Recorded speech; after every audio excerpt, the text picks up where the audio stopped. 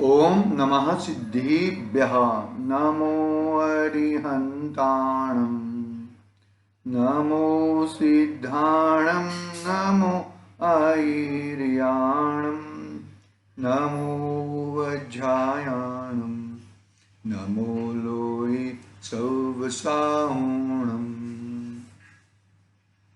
मंगलम भगवान वीरो मंगलम गौतमो गणी मंगलम कुंद कुंदार्यो जैन धर्मोस्तु मंगलम सर्वमंगल्य मंगल्यम सर्वकल्याणकारकम प्रधानम सर्वधर्माणां जैनम जयतु शासनम जैनम जयतु शासनम येनात्मबोधयतात्मेव परत्वेनेव चापरम् अक्षयनन्दबोधाय नमस्तु परमात्मने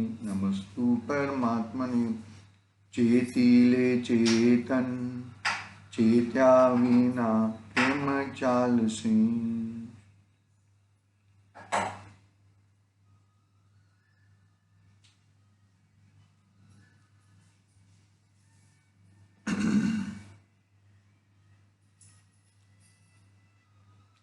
समाधि तंत्र आचार्य पूज्यपाद स्वामी का ये महान ग्रंथ अपने सामने विराजमान है। आचार्य देव ने यह बताया कि जिसको आत्मा में, आत्मा के द्वारा, आत्मा में बुद्धि नहीं है, पर पदार्थ में आत्मा के द्वारा पर पदार्थ में बुद्धि है, उसका मरण बिगड़ता है। और जिसका मरण बिगड़ता है उसका जन्म भी बिगड़ता है। आई बात समझ में? मरण और जन्म के बीच में ऐसे देखा जाए तो 3-4 समय का फर्क है। समय विग्रह गति में रहने का जो समय है, तीन समय या 4 समय। कर्म सहित वाला जीव है वो शरीर के बिगड़ रह सकता नहीं है, और जिसका कर्म निष्कर्म हो गया है, कर्म हट गया है, वो उसको शरीर की जरूरत नहीं है। यानी कि हमारे सिद्ध भगवान अशरीरी हैं, उन्हें जरूरत नहीं है। अभी यह जीव ने आत्मा को पहचाना नहीं, आत्मा को जाना नहीं, आत्मा में रमा नहीं है, तो वो कर्म में रमता है, बाहर में रमता है, पर द्रव्य, पर क्षेत्र, पर काल और पर भाव में रमता है। इसी के कारण वो निरंतर कर्म बंधन करते रहता है, कर्म बंधन करते रहता है, कर्म बंधन करते रहता है। और ये जो द्रव्य क्षेत्र काल भाव छूटता है उस समय इतना दुख करता है, तो उसका मरण बिगड़ता है। मरण बिगड़ता है इसका मतलब ये हुआ कि वो इतने तीव्र कषाय से जाता है, तो अगला जन्म भी तीव्र कषाय वाले में ही जन्म लेता है। समझना बात को। देखो भाई, चैनल है तो चैनल है। तुमने यहाँ पे मंद कषाय है तो वहां पर उस तरफ का तुम्हारा आगे का आयु बंद होएगा। यहाँ पर तीव्र कषाय है तो उस प्रकार का आयु बंद होएगा। और यहाँ पे माया कषाय है, माया कषाय की तीव्र भाव है तो आगे उस प्रकार का बंद होएगा। वो तो वाइस वर्सा है। इसमें मरण बिगड़ा है तो जन्म बिगड़ेगा। यानी कि नया तुम्हारा जो गति मिलने वाली है, 4 गति में से कौन सी भी गति, वो हिसाब से तुम्हें मिलेगी भैया। मंद कषाय रूप परिणाम है, अपने आत्मिक परिणाम है, देव गति में आएगा भाई। मायाचारी के परिणाम है तो तिर्यंज गति में जाएगा।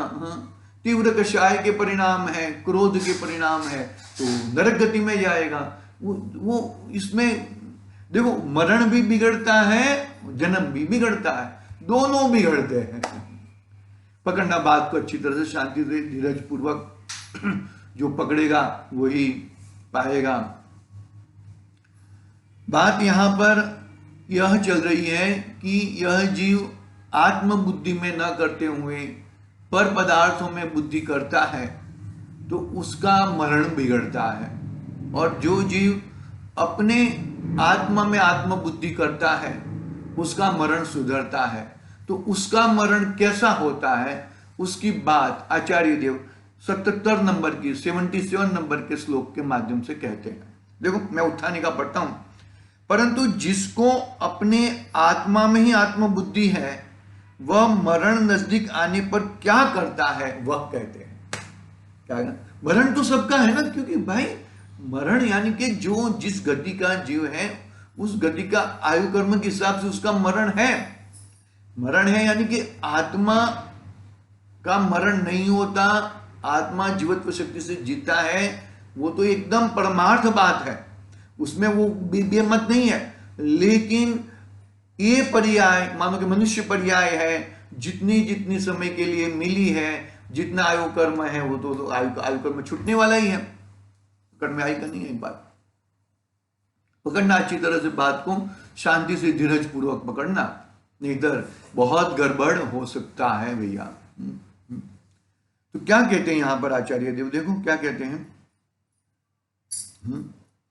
कि जिसकी बुद्धि आत्मा में लगी हुई है, जिसमें एकत्व, कर्तृत्व, भोगुत्व और ममत्व बुद्धि पर पदार्थ में नहीं, अपने आत्मा में ही लगी है, उसका मरण कैसा होता है वो बात को यहां पर आचार्य देव बताने वाले हैं। देखो पढ़ते हैं हम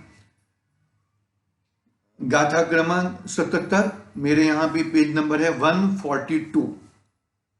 आत्मानेव वात्मधीरन्याम् शरीर गतिमात्मनः मन्यते निर्भयं व्यक्त्वा वस्त्रं वस्त्रातरग्रहम्।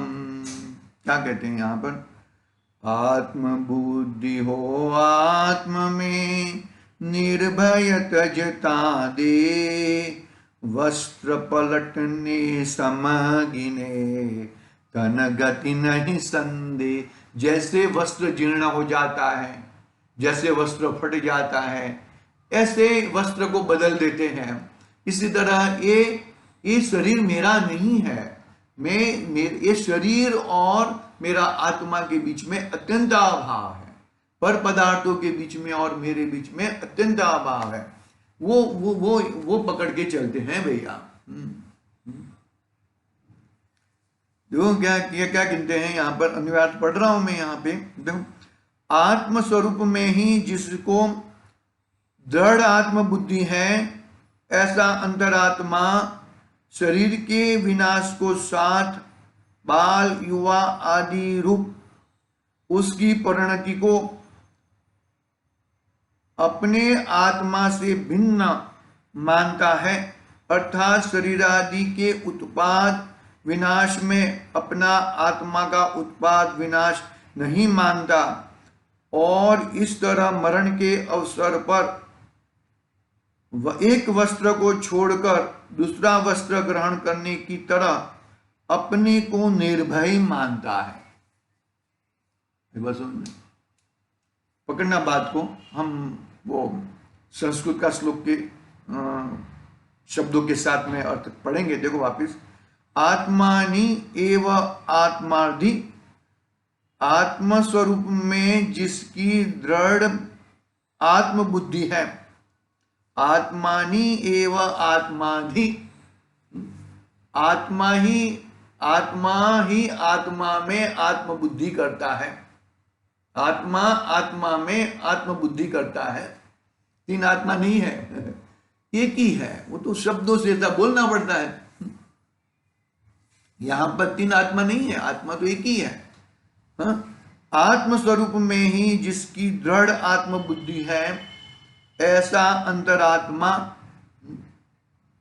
क्या कहें, शरीर गतिम, शरीर के विनाश अथवा बाल युवा आदि रूप उसकी परिणति को, शरीर गतिम, शरीर के विनाश को अथवा बाल युवा आदि रूप उसकी परिणति को, आत्मनः अन्या, अपने आत्मा से भिन्न, मन्यते, मानता है। ये सब जो है वो मेरे आत्मा से भिन्न है। शरीर की अवस्था शरीर में है और आत्मा की अवस्था आत्मा में। बहुत बहुत महत्वपूर्ण बात है भैया। ये जो शरीर बूढ़ा हो गया है, मैं बूढ़ा नहीं होता। समाधि तंत्र है ना भाई, ये समाधि लेने की भावना चल रही है। अंतर जल्प बहिर्जल्प, ये शरीर आदि मैं नहीं हूं, शरीर में अपनापन नहीं है। क्या कहते हैं, शरीर के उत्पाद विनाश में अपने आत्मा का उत्पाद विनाश नहीं मानता, और इस तरह मरण के अवसर पर एक वस्त्र को छोड़कर दूसरा वस्त्र ग्रहण करने की तरह वस्त्रम व्यक्त्वा वस्त्रांतरग्रहम इव, एक वस्त्र को छोड़कर दूसरा वस्त्र ग्रहण करने की तरह निर्भयम मन्यते, अपने को निर्भय मानता है। एक कपड़ा गंदा हो जाता है तो उसको निकाल देते हैं, अरे मैं तो गंदा नहीं हुआ ना, तुम्हें तो कुछ नहीं हुआ ना। तो बोलते कपड़ा फट जाता है तो तुम्हें तो कुछ नहीं लगा ना, कोई बात नहीं, कपड़ा तो नया आ जाएगा, हम ऐसा कहते हैं ना, तुम्हें ज्यादा नहीं लगा ना, थोड़ा ही लगा। देखो भाई, बहुत ही जबरदस्त बातें हैं, बहुत पुरुषार्थ लगता है। अपनी मान्यता कहाँ पर है, कैसी मान्यता कहाँ पे हम लगाते हैं, बहुत ही जबरदस्त। मरण सुधर जाता है, नहीं तो मरण बिगड़ जाता है। जिसका मरण सुधरा उसका जन्म भी सुधरता है। और इस मरण और जन्म के बीच में एक ऐसा योग आ जाता है कि मरण से रहित और जन्म से रहित होकर अविनाशी जो सिद्ध पद है वो अंदर में है, वो प्रकट कर लेता है भैया। पुरुषार्थ है, पुरुषार्थ के अलावा तुम्हारे हाथ में कुछ भी नहीं है। पुरुषार्थ से ही काम होता है और पुरुषार्थ के बिगड़ काम बिगड़ता है। देखो क्या कहते हैं यहां पर, बहुत ही महत्वपूर्ण बात बताई आचार्य देव ने। मरण कैसे सुधारे, बहुत ही गड़बड़ी से, बहुत ही पर पदार्थों के साथ एकत्व से, ममत्व से, कर्तृत्व से, भोगुत्व से, ऐसे परिणामों से रहित, मैं पर का कर सकता हूं, पर मेरा कर सकता है, ये मेरे कुछ करते नहीं है, ये मेरे कुछ कर नहीं रहे हैं, इत्यादि जो भाव है, वो भाव को टालकर, ये भाव को भगाकर जो जीव रियली अपने में स्थित होता है, अपने में मग्न होता है, अपने अंदर रहता है, वो जीव रियली खरेखर एक संसार समुद्र से उतर जाता है। संसार समुद्र का, अरे जीव मात्र मंगल है, मंगल है वो, मंगल यानी कि अरे मंगलमय है वो जीव, मंगलमय यानी कि वितराग विज्ञान भरपूर है। अमंगल है ही नहीं जीव, अमंगल तुमने मान लिया है, ये मेरा है, ये मेरा है, अरे वो भी मंगल है। हर एक पदार्थ अपने अपने में मंगल है, लेकिन तुम्हारी ये जो बुद्धि के कारण, कुबुद्धि के कारण तुमने पर पदार्थों को अपना मान लिया, उसमें ही जमे रहे, उसमें ही मस्त रहे, और यूं ही जीवन पूरा हो गया, यूं ही चले गए। बहुत गड़बड़ हो सकती है, बहुत ही हमारी ये बुद्धि को हमें नाश करना है, हमारी बुद्धि को हमें भगाना है। इस बुद्धि को हम भगाए और अपने में लगे ऐसी मंगलमय भावना से अभी की बात पूरी करते हैं। बहुत ही विचारने जैसी है भैया। जो चीज मेरी है उसको वो चीज तुम्हें भाती नहीं है, और जो चीज तुम्हारी नहीं है, तुम्हारी कभी थी नहीं, कभी है नहीं, कभी होने वाली नहीं है, उसमें पुरुषार्थ करके क्या फायदा, क्या फायदा। दुख होता है, आचार्य देव को दुख होता है, आचार्य देव की बात सुनकर हमें दुख होता है। हमें सोचना चाहिए, हमें हमारा मंगल स्वरूप, हमारा मंगल प्रभात कैसे हो, इस तरह से अभी की बात तो पूरी करते हैं आज के लिए।